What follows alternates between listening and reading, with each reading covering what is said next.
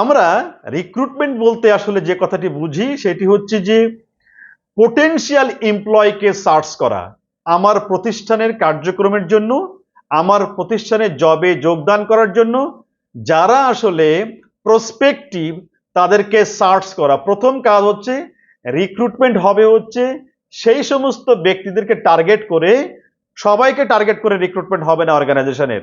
শুধুমাত্র আমার প্রতিষ্ঠানের সুনির্দিষ্ট কিছু পজিশনের জন্য আমি পোটেনশিয়াল কিছু ক্যান্ডিডেট আমি সার্চ করব। শুধু সার্চ করার মধ্যে সীমাবদ্ধ না, বরং সার্চ করব এবং তাদেরকে স্টিমুলেট করব, তাদেরকে মোটিভেট করব to apply for the job. তাহলে খেয়াল করে দেখেন, শুধু সার্চ করব না, বরং যে সমস্ত পোটেনশিয়াল ক্যান্ডিডেট আছে, যে সমস্ত পোটেনশিয়াল জব সিকার্স আছে, তাদেরকে আমি মোটিভেটও করব, তাদেরকে আমি স্টিমুলেটও করব, তাদেরকে আমি আন্দোলিত করব to apply for this positions for the organisation. তাহলে রিক্রুটমেন্ট হচ্ছে এমন একটা প্রসেস, যে প্রসেসের মাধ্যমে এমপ্লয়িকে বা পোটেনশিয়াল এমপ্লয়িকে খুঁজে বের করার চেষ্টা করা হয় এবং তাদেরকে ওই পদে, ওই পজিশনে কিংবা ওই কাজের জন্য অ্যাপ্লাই করার জন্য মোটিভেট করা হয়। এইটাই মূলত হচ্ছে রিক্রুটমেন্ট। এখন আমরা প্রচলিতভাবে যেটা জানি সেটা হচ্ছে রিক্রুটমেন্ট মানে হচ্ছে কিছু লোককে অর্গানাইজেশনে নিয়োগ দেওয়া, কিন্তু হিউম্যান রিসোর্স ম্যানেজমেন্ট ডিসিপ্লিন বলছে যে রিক্রুটমেন্ট হচ্ছে একটা প্রসেস শুধুমাত্র। এরপরে রিক্রুটমেন্টের পরে আরো কিছু পার্ট আছে, সেটা হয়তো বা ভিন্ন কিছু আসতে পারে, সেটা হয়তো বা অন্য কোনো আলোচনা কিংবা অন্য কোনো ডিসকাশন থাকতে পারে। তো সেই জন্য অর্গানাইজেশনে পোটেনশিয়াল এমপ্লয়ীদেরকে, প্রসপেক্টিভ এমপ্লয়ীদেরকে খুঁজে বের করা এবং তাদেরকে অনুপ্রাণিত করা to apply for the job, to apply for the organisation, this is called recruitment. Recruitment করার সময় আমরা দেখে থাকি যে আমরা যদি একটা অর্গানাইজেশনের হিউম্যান রিসোর্স ম্যানেজমেন্ট ডিভিশনে যদি আমরা দায়িত্বপ্রাপ্ত হই এবং বিশেষ করে যদি আমরা রিক্রুটমেন্টে দায়িত্বপ্রাপ্ত হই, তখন দেখে থাকি যে আমরা একটা পদের এগেনস্টে কিংবা একটা পজিশনের এগেনস্টে অনেক লোক আমাদের কাছে সিভি পাঠায় কিংবা জবের জন্য অ্যাপ্লিকেশন করে, কিন্তু বস্তুতপক্ষে যে পোটেনশিয়াল ক্যান্ডিডেট, সে পোটেনশিয়াল ক্যান্ডিডেট আমরা অনেক সময় পাই না, খুঁজে পাচ্ছি না। তাহলে কোনো একটা সমস্যা আছে আমাদের রিক্রুটমেন্ট প্রসেসে। কি সমস্যা সেটা? হয়তোবা যে সমস্ত পোটেনশিয়াল ক্যান্ডিডেট আমার পদে অ্যাপ্লাই করার কথা, আমার অর্গানাইজেশন জন্য অ্যাপ্লাই করার কথা, তাদের কাছে হয়তোবা আমার মেসেজটা পৌঁছায় নাই। যদি না পৌঁছে থাকে কিংবা আমি যদি আসলে পোটেনশিয়াল ক্যান্ডিডেট যাদেরকে চিন্তা করছি আমার এই পজিশনের জন্য কিংবা আমার এই অর্গানাইজেশনের জন্য, তাদের কাছে যদি আমি না পৌঁছাতে পারি আমার মেসেজটা, তার মানে হচ্ছে আমার রিক্রুটমেন্ট প্রসেসে কোনো একটা সমস্যা রয়ে গিয়েছে। কারণ রিক্রুটমেন্ট বলতে বোঝাচ্ছে searching the potential candidate and stimulating them for applying the job. যেহেতু আমাকে এমনভাবে সার্চ করতে হবে, এমনভাবে সার্চিং টেকনিকটা ডিজাইন করতে হবে এবং এমনভাবে সেই পোটেনশিয়াল ক্যান্ডিডেটদের কাছে পৌঁছাতে হবে সো দ্যাট তারা যেন আসলে এই জবের জন্য, যারা পোটেনশিয়াল তারা যেন আসলে অ্যাপ্লাই করার জন্য মোটিভেট হয়।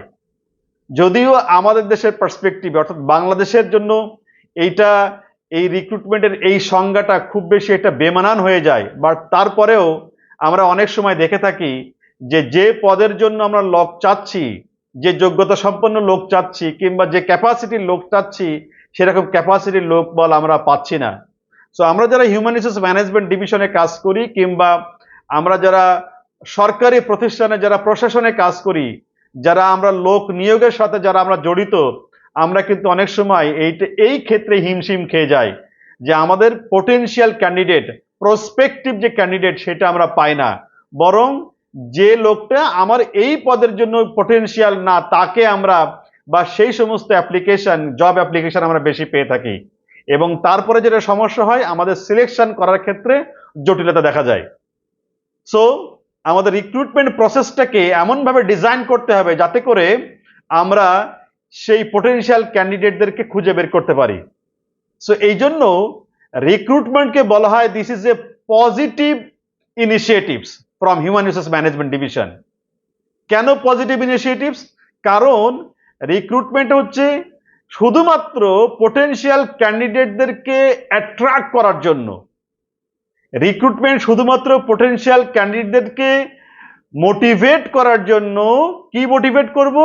টু অ্যাপ্লাই দ্য জব, জবে অ্যাপ্লাই করার জন্য তাদেরকে মোটিভেট করব। এখন আমি যদি মোটিভেট করতে পারি, আমি যদি তাদেরকে ভাইব্রেট কিংবা স্টিমুলেট করতে পারি, তাদেরকে যদি আমি আন্দোলিত করতে পারি, অনুপ্রাণিত করতে পারি যদি আমার পদে বা আমার পজিশনে কিংবা আমার অর্গানাইজেশনে জবে অ্যাপ্লাই করার জন্য, তার মানেই হচ্ছে আমি একটা পজিটিভ ইনিশিয়েটিভস নিলাম। যদি সেটা নেগেটিভ হয়ে যায়, কিভাবে?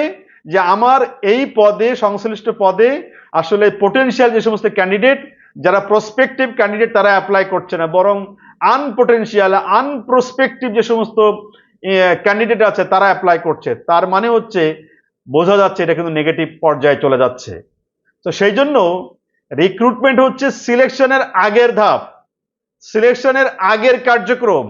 তার মানে হচ্ছে আমাকে পোটেনশিয়াল ক্যান্ডিডেটকে রিক্রুট করার জন্য কিংবা অ্যাট্রাক্ট করার জন্য আমার জব অ্যাডভার্টাইজমেন্টটা এমনভাবে ডিজাইন করতে হবে সো দ্যাট পোটেনশিয়াল কিংবা প্রসপেক্টিভ ক্যান্ডিডেট জন্য তারা অ্যাপ্লাই করার জন্য তারা যেন অনুপ্রাণিত হয় এবং তাদের কাছে যেন মেসেজটা পৌঁছায়।